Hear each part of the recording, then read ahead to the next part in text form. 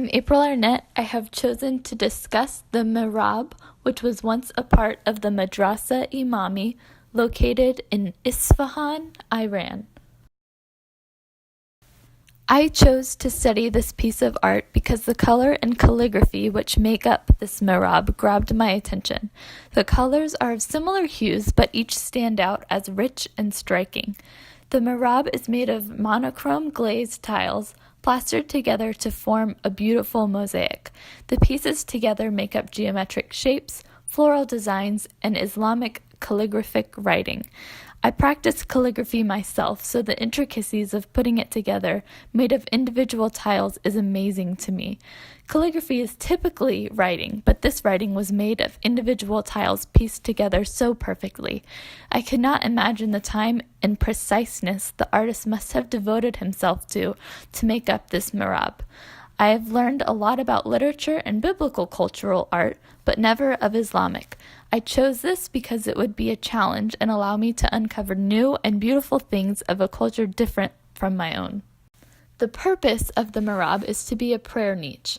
Normally, a niche has something inside of it, such as a sculpture, but a prayer niche does not. The prayer niche may perhaps have been modeled from a similar figure in the home of Muhammad the Prophet when he lived in Medina.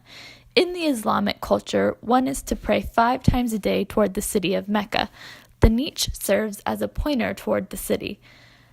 A niche is found in what's called a Qibla wall, which is a part of every mosque. In this context, however, the niche was a part of a school. The Madrasa Imami is a theological school in Isfahan, Iran. The mihrab is a prayer niche containing excerpts from the Quran and quotes by Muhammad himself. The setting of the madrasa's building was after the collapse of the Ilkhanid dynasty.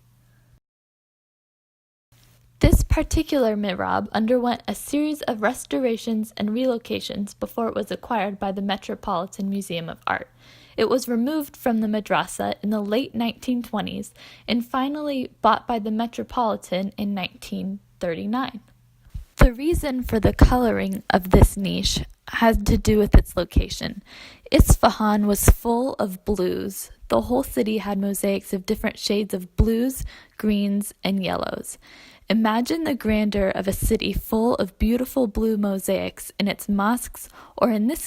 The writing on the niche is symbolic of the Islamic beliefs. I will explain each group of text from outwards in. The outer border of the niche has Arabic script which quotes verses from the Quran found in chapters 9, verses 18 through 22. A thing to note about Arabic is that it is read from right to left, which is the opposite of how we read English. The next area of writing we focus on is on the arch of the niche. This text was written in Kufic script. It stands out because of the Kufic script and because of the contrast change from white text on a blue background to blue text on a white background. On the arch is listed the rules of Islam. The first is to make a confession of faith. The second is to give alms. The third is to pray 5 times a day toward the city of Mecca. The fourth is to journey to Hajj in Mecca if one is able. And the fifth is to take part in Ramadan, the month of fasting. The last area of writing is put in focus because of the change of pattern and box formed around it. This text is in the center but low so as to be read while praying.